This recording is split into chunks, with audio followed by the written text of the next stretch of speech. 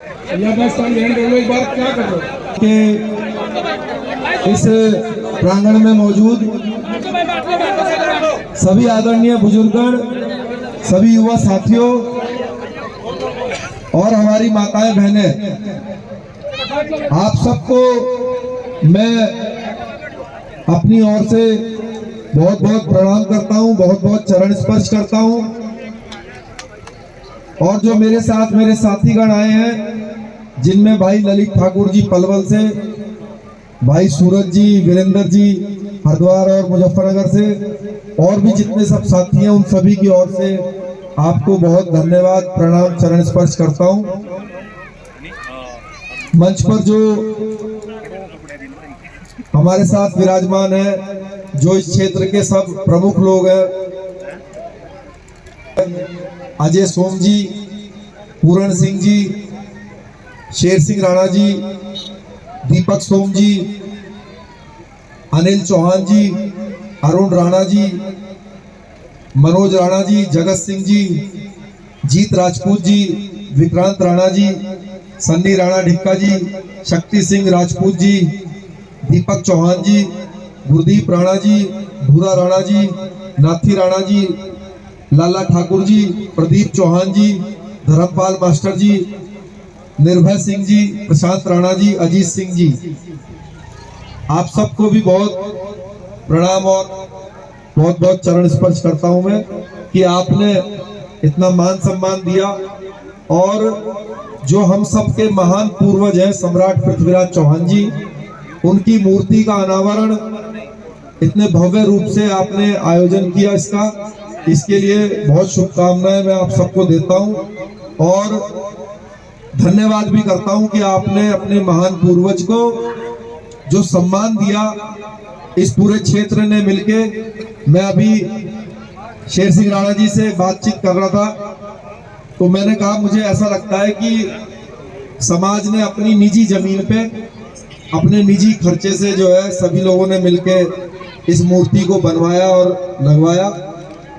तो पूरा गांव जो खेड़ी कुशनाम है, इसके लिए बधाई का पात्र है। जैसा कि मैंने उस मूर्ति में एक चीज देखी, क्योंकि देखिए हम लोग यहाँ पे सम्राट पृथ्वीराज चौहान जी के बारे में बात करने के लिए इकट्ठा हुए, तो एक हाथ जोड़ के निवेदन है कि उसमें एक सुधार जरूर कर लें, क्योंकि अब बात नहीं हो पाई मेरी जो है अनिवेश भाई से, लेकिन उसमें एक कमी है। जो कमी हमारा समाज अधिकतर मूर्तियां जब स्थापित करता है तो वो कमी अधिकतर करता है। वो कमी क्या है कि हम जो उनका जन्म और जो मृत्यु है, जब उसका सन लिखते हैं तो उसमें मैंने देखा कि 1192 उसमें लिखा हुआ है। तो अगर पृथ्वीराज चौहान जी, मैं अब आपको दूसरे तरह से भी बताना चाह रहा हूं कि अगर सम्राट पृथ्वीराज चौहान जी 1192 में हमारे बीच में नहीं रहे, तो फिर उन्होंने शब्द वेदी बाण कब चलाया? क्योंकि जो मोहम्मद गौरी है, जिसको इन्होंने शब्द वेदी बाण से मारा, वो उसकी मृत्यु हुई है 1206 में। तो अब ऐसा तो कोई तीर है नहीं कि भाई 1192 में चलाओ और उसको 1206 में लगाओ। तो इनकी जो मृत्यु का जो सन है वो असलियत में 1206 है। तो मेरा निवेदन है कि ये गलती हम मूर्तियां लगाने में करते हैं, लेकिन जहां पर मुझसे बात करते हैं पहले, तो मैं ये सुधार जरूर करवा देता हूं, क्योंकि इससे हम हंसी के पात्र बन जाते हैं। कोई कहेगा कि भाई जब 1192 में पृथ्वीराज जी रहे नहीं, तो फिर उन्होंने शब्द वेदी बाण कब चलाया? और अगर शब्द वेदी बाण नहीं चलाया तो फिर वो महान कैसे हुए? भाई हम उनको महान सम्राट इसीलिए मानते हैं कि अंधा होने के बाद भी, बंदी होने के बाद भी, उन्होंने इस देश के जो सबसे बड़ा उस समय दुश्मन था, आक्रमणकारी था, उसको इन परिस्थितियों में भी शब्द वेदी बाण से मार गिराया था। इसीलिए हम उनको इतने 800 सालों के बाद भी उनको हम इतना सम्मान देते हैं, वरना तो राजा महाराजा सम्राट को बहुत आए उनके बाद भी। तो उनका जो कार्य है उसको हम छोटा ना करें, तो इसमें जरूर उसको 1192 को 1206 बदलवाइएगा, ये आपसे निवेदन है। अब हम बात करते हैं, क्योंकि मेरे निजी जीवन से जुड़ी हुई बातें हैं। पृथ्वीराज चौहान जी के जो समाधि थी, कहां पर थी, कैसी थी और क्यों थी, सिर्फ इस बारे में मैं आपसे बात रखना चाहता हूं। उसके बाद जो और वक्तागण हैं वो भी अपने विचार रखेंगे।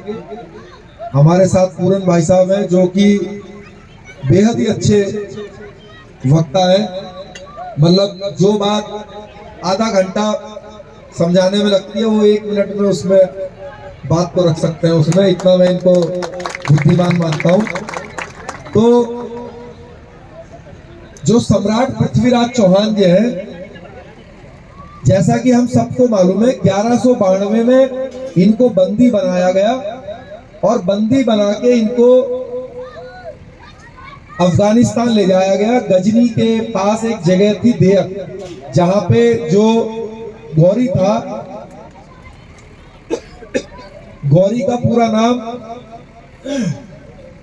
शहाबुद्दीन गौरी था और शहाबुद्दीन गौरी के बड़े भाई का नाम ग्यासुद्दीन गौरी था।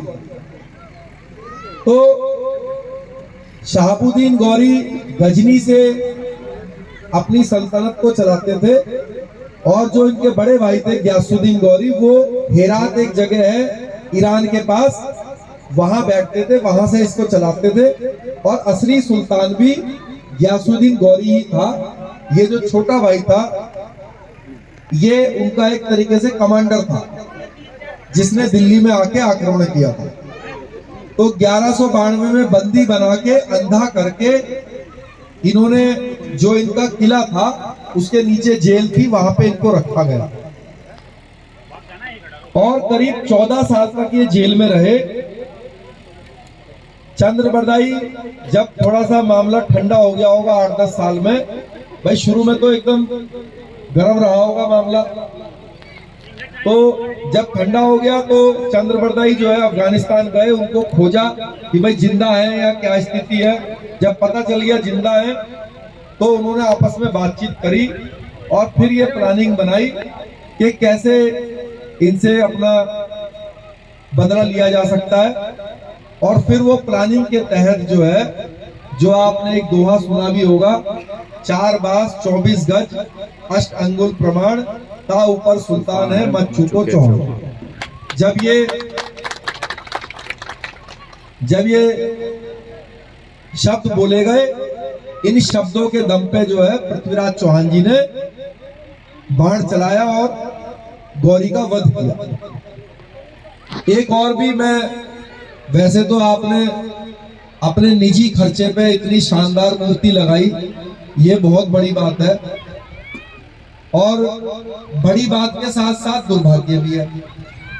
दुर्भाग्य इस बात का है कि अभी तक भी हम लोग इस रास्ते पे नहीं चल पा रहे हैं कि हमारे पूर्वजों की मूर्तियां सरकार लगाने के लिए बाध्य हो जाए।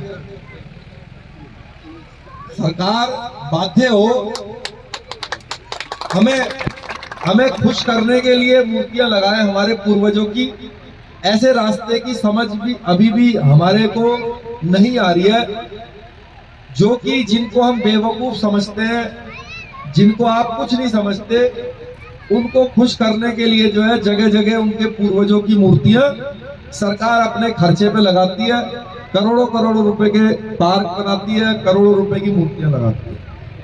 तो इस पर भी हमेशा विचार करते रहा कीजिए कि हम ऐसा क्या करें, समाज क्या करे कि हमारे पूर्वजों को खुद ब खुद सरकार जो है महत्व दे और उनकी मूर्तियां या उनके नाम से जो है अलग अलग सड़कों के नाम रखे जाएं, इंस्टीट्यूशनों के नाम रखे जाएं। इसके अलावा जो चंद्रबरदाई है, उनके जो कवि हैं, अभी हमने 4-5 मूर्तियां पृथ्वीराज चौहान जी की मैंने खुद लगाई है।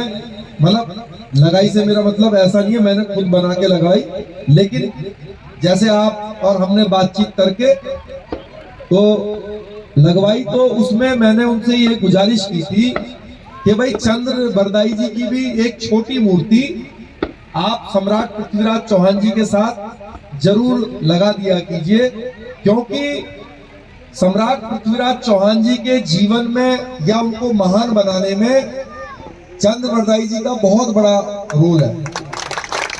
तो अभी हमने थोड़े दिन पहले ही दो महीने हुए होंगे, गुड़गावा के अलियर चौक पर जो है एक मूर्ति का अनावरण अभी मैंने किया था 2 महीने पहले। तो उन्होंने एक तरफ सम्राट पृथ्वीराज चौहान जी की मूर्ति, ऐसी भव्य मूर्ति, और दूसरी तरफ जो है एक छोटी मूर्ति चंद्र बरदाई जी की भी लगाई। उसका फर्क ये पड़ा, मैं आपको फर्क बता देता हूं। मैं अभी पीछे गुजरात गया था, तो गुजरात में जो चंद्र बरदाई जी है वो भट्ट समाज से है, भट्ट।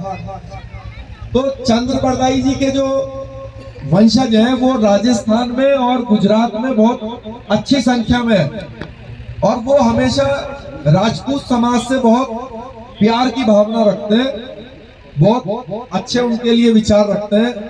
तो वहां पे मेरे को काफी उस समाज के लोग मिले, उन्होंने मेरे जितना प्यार आप राजपूत होने के बाद मुझसे करते हो कि भाई ये हमारा भाई है पृथ्वीराज चौहान जी, हमारे पूर्वज की मिट्टी लेकर आ गया, तो उससे भी हो सकता है थोड़ा ज्यादा प्यार वो भट्ट समाज के लोगों ने मुझे दिया, ये कह के कि भाई चंद्र बरदाई जी हमारे पूर्वज हैं, पृथ्वीराज जी को भी हमारे पूर्वज हैं, और आप उनको लाए, हम बड़े खुशी है। तो जब हमने अलियर चौक पे लगाई तो उस समाज के भी वरिष्ठ लोग वहां पे मंच पे कार्यक्रम आयोजकों ने बुलाए। इससे मैसेज ये जाता है कि राजपूत समाज अपने हर उस सहयोगी समाज को हमेशा सम्मान देता है जिसने कभी भी हमारे समाज के साथ मदद की हो, हमारा साथ किया। तो अब मैं यहाँ पे ये सलाह इसलिए नहीं दे सकता कि मैं अपने भाइयों का खर्चा नहीं बढ़ा सकता, ठीक नहीं। हाँ, लेकिन मतलब ये अगर हम ऐसा करें तो इसका अच्छा संदेश जाएगा। बल्कि मैं तो आपको एक बात और बता दूं, आज हमने महाराणा प्रताप जी की मूर्ति लगवाई तो हमने उनको सलाह दी कि जैसे ये मूर्ति है महाराणा प्रताप जी की, ऐसे ठीक है जी, और ये चबूतरा है, तो इस चबूतरे पे जो ये 4 हिस्से हैं, मैंने उनको कहा कि भाई एक ऐसे पिलर बनाओ 2-2 फुट ऊंचे, और उस पे छोटी छोटी महाराणा प्रताप जी के जो 4 प्रमुख सहयोगी थे, सेनापति थे, जिन्होंने उनके लिए अपना पूरा परिवार खत्म करा दिया, उनकी भी लगनी चाहिए। कौन कौन है उसमें? सबसे पहली लगनी चाहिए उसमें